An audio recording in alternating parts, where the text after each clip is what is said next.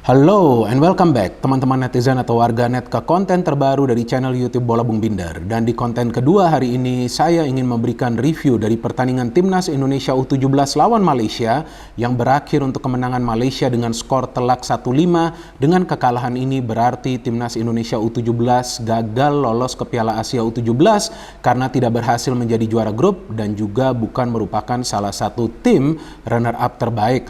Padahal Indonesia hanya membutuhkan 1 poin untuk bisa menjadi juara grup. Padahal Indonesia punya peluang yang besar untuk bisa menjadi juara grup karena secara permainan di pertandingan-pertandingan sebelumnya tampak jelas permainan ofensif dari Timnas Indonesia U17 membuat mereka menjadi tim yang produktif. Tapi dengan hanya membutuhkan 1 poin bukan berarti bahwa Timnas Indonesia harus bermain bertahan dan cari aman untuk mendapatkan 1 poin tersebut. Dan juga bukan berarti Indonesia perlu bermain keluar terbuka menyerang. Tapi yang diperlukan adalah permainan konservatif. Apa itu artinya permainan konservatif? Bermain ekstra hati-hati agar tidak sering kehilangan bola yang bisa saja dimanfaatkan oleh para pemain Malaysia. Karena di 2 pertandingan sebelum lawan Malaysia, di pertandingan lawan Uni Emirat Arab dan juga lawan Palestina, tampak jelas ketika ada pemain dari Indonesia kehilangan penguasaan bola, maka para pemain dari tim lawan bisa memanfaatkan situasi tersebut untuk membangun serangan serta menciptakan peluang dan mencetak gol. Itu dilakukan oleh para pemain Uni Emirat Arab dan juga dilakukan oleh para pemain Palestina. Meskipun para pemain Palestina gagal mencetak gol, tapi mereka mendapatkan banyak peluang dan juga mereka gagal mengeksekusi penalti. So the problem is, jika Indonesia bermain terlalu terbuka tanpa bisa menguasai bola dengan baik, itu akan menjadi masalah di pertandingan terakhir lawan Malaysia ini. Dan justru yang terjadi memang para pemain Indonesia sering kehilangan bola. Dan itu bisa dimanfaatkan oleh para pemain Malaysia. Dan di pertandingan penting seperti ini teman-teman, yang diperlukan bukan saja taktik dari pelatih. Yang diperlukan bukan saja teknik dari para pemain. Tapi yang diperlukan juga adalah mental yang kuat. Sebetulnya apa sih artinya mental yang kuat? Mental yang kuat artinya para pemain perlu tenang dan juga bermain dengan kesabaran level tinggi. Kesabaran pada saat membangun serangan agar serangan mereka tidak gampang diputus oleh para pemain tim lawan yang bisa mereka manfaatkan untuk counter. Dan tenang ketika mendapatkan gempuran dari para pemain tim lawan.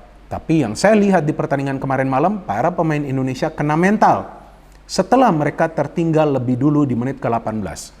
Dan Malaysia hanya membutuhkan total 23 menit di babak pertama untuk bisa mencetak total 5 gol. Bahkan 4 gol pertama mereka cetak hanya dalam waktu 10 menit. Dan dari gol pertama sampai gol keempat, selang waktunya hanya beberapa menit. Dan itu adalah bukti jelas bahwa para pemain Indonesia ketika kemasukan gol pertama langsung mentalnya down. Dan itu wajar saja. Karena kita tahu bahwa yang main adalah pemain-pemain muda, masih di bawah usia 17 tahun. Artinya kita juga tidak boleh menghujat apalagi menghina mereka sampai bully mereka. Karena mereka masih dalam proses belajar. Namun mereka perlu mengambil pelajaran dari kekalahan ini. Dan evaluasi besar-besaran agar kedepannya mereka tidak melakukan kesalahan yang serupa. Namun tidak ada salahnya juga jika kita mengkritik tim pelatih. Karena mengkritik itu adalah untuk memberikan masukan serta saran-saran yang positif. Bukan sindiran. Jadi jangan salah paham teman-teman. Sindiran itu bukan berarti kritikan. Kritik yang perlu kita berikan adalah dari gaya permainan Timnas Indonesia U17 di pertandingan terakhir ini. Yang memang sangat amat penting. Artinya kan tidak boleh kalah. Tapi saya melihat gaya permainannya tidak berubah dari pertandingan pertama sampai pertandingan ketiga. Sama saja seperti itu di pertandingan terakhir ini juga. Seperti apa gaya permainannya? Build up dari belakang, kasih kedua fullback ikut maju, kasih ke tengah, through pass. Kalau nggak through pass, bola akan dikembalikan ke sektor sayap untuk bisa diberikan crossing. Artinya tujuan utamanya kepada striker. Dan itu tidak salah, itu berjalan mulus di 3 pertandingan awal. Tapi what happens jika mengalami deadlock? Tentu harus ada improvisasi. Seperti apa improvisasinya? Yaitu pergerakan dari second line oleh para pemain kita yang saya tidak melihat. Nah, saya juga tidak paham apakah ada instruksi atau tidak dari tim pelatih kepada para pemain. Jika kalian mengalami deadlock, pastikan ada pergerakan tanpa bola dari second line. Pastikan ada pemain ketiga yang ikut masuk dalam proses menyerang. Tapi justru itu yang dilakukan oleh para pemain Malaysia. Karena para pemain Malaysia tidak selalu mencetak gol dari 5 gol ini dengan mengandalkan crossing-crossing dari sayap. Tapi ada juga serangan yang mereka bangun dari tengah. Ada juga pemain dari second line mereka yang ikut maju dan juga bisa mendapatkan peluang untuk mencetak gol dan berhasil melakukan konversi yang baik dari peluang-peluang yang mereka dapat. Memang Indonesia memulai pertandingan ini dengan positif. Arkan Kakak mendapatkan peluang kan, yang tendangannya tuh terkena Mister Gawang setelah dia mendapatkan umpan dari Rizky. Kemudian ada Kaviatur, Rizky juga hampir mencetak gol. Tapi yang menjadi persoalan adalah ketika bertahan, itu juga sangat penting. Jadi mau main terbuka, ya udah pilihannya nih bermain terbuka, tapi jangan lupa harus juga bertahan secara benar dan baik. Jangan lupa kesalahan-kesalahan yang dilakukan di pertandingan-pertandingan sebelumnya. Maka itu seperti yang saya katakan tadi, tim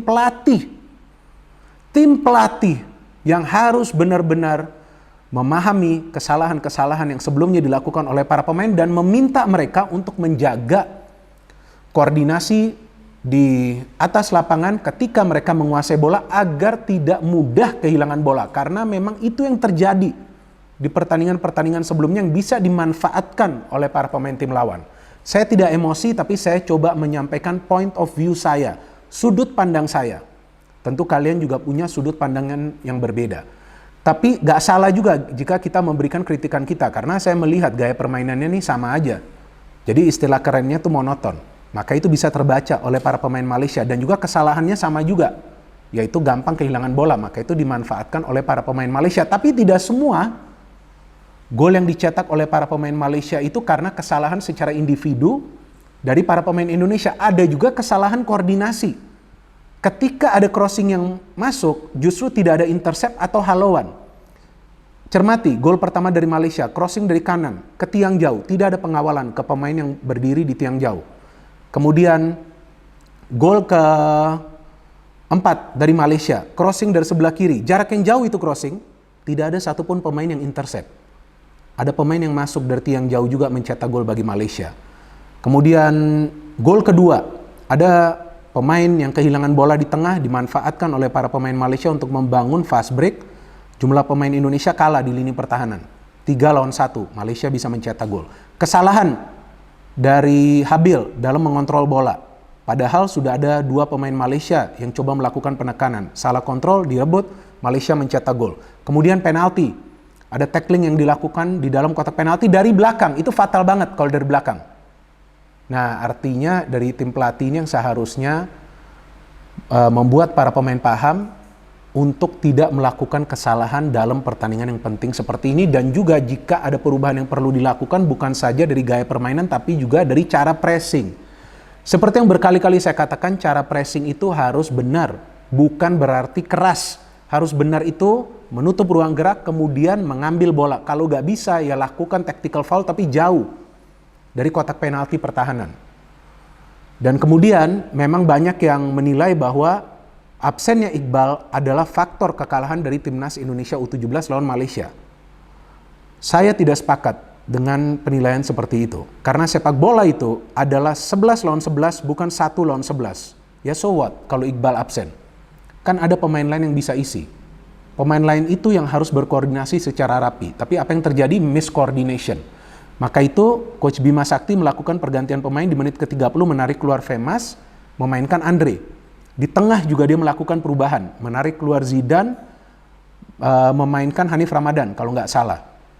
Jadi memang miskoordinasi ini yang menjadi masalah. Jadi kita nggak bisa juga menyalahkan secara individu kepada para pemain Indonesia, tapi secara kolektif ini kesalahan terjadi. Jadi secara permainan para pemain kita sebetulnya bisa juga membangun serangan, tapi ketika sudah kemasukan 1 gol itu terlihat mereka drop. Bahkan ketika kemasukan gol ke-4 terlihat ada beberapa pemain yang tertunduk lesu. Padahal itu masih babak pertama. Dan saya juga tidak ingin menyalahkan siapa-siapa karena ini adalah kekalahan secara kolektif dan juga kesalahan yang terjadi karena miskoordinasi. Cuma perlu belajar dari kekalahan ini. Ini kekalahan yang sangat amat telak teman-teman. Dan juga tidak bisa kita menyalahkan satu pemain yang absen atau juga kondisi lapangan. Karena dengan kondisi lapangan seperti Kemarin malam Malaysia bisa mencetak 5 gol, bisa menciptakan banyak peluang. Indonesia membutuhkan waktu lebih dari 90 menit untuk mencetak satu-satunya gol di pertandingan ini ketika sudah injury time. Mendapatkan peluang pertama di menit kedua dan mencetak gol di masa injury time. Artinya there is a real problem in coordination. Jadi ketika lawan tim yang kuat, tampak para pemain ini secara mental gak tenang dan juga gak bersabar. Sering kehilangan bola di lini tengah dan juga ketika membangun serangan bisa diputus oleh para pemain Malaysia. Kenapa Malaysia gak nambah gol di babak kedua? Buat apa juga? Keunggulannya udah telak banget.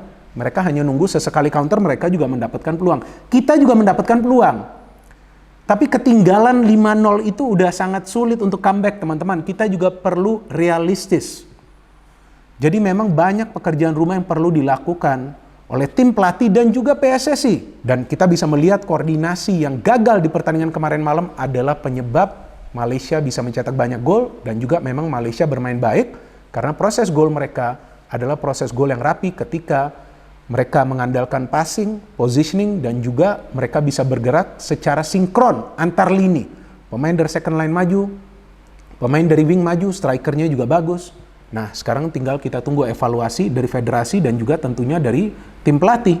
Seperti yang saya katakan tadi, nggak etis jika kita membuli atau menghina para pemain dari Timnas Indonesia U17. Mereka masih dalam proses belajar, tapi mulai hari ini mereka harus belajar. Mereka harus belajar dari kekalahan ini dan lebih baik lagi ke depannya. Kita harus berikan mereka semangat, teman-teman. Tapi harus bangkit, harus lekas bangkit. Karena secara individu sebetulnya kita punya pemain-pemain yang bagus juga di Timnas Indonesia U17. Tinggal koordinasi kerjasama. Saya selalu katakan, only teamwork makes the magic work. Dan teamwork yang rapi itu bisa melumpuhkan tim lawan yang manapun. Ya, kita tunggu saja nanti perjuangan lanjutan dari Timnas Indonesia U17. Sambil juga kita terus support Timnas Indonesia di semua level. Senior, U20, dan juga tentunya U17. No hate, no politics, only football. Salam sepak bola.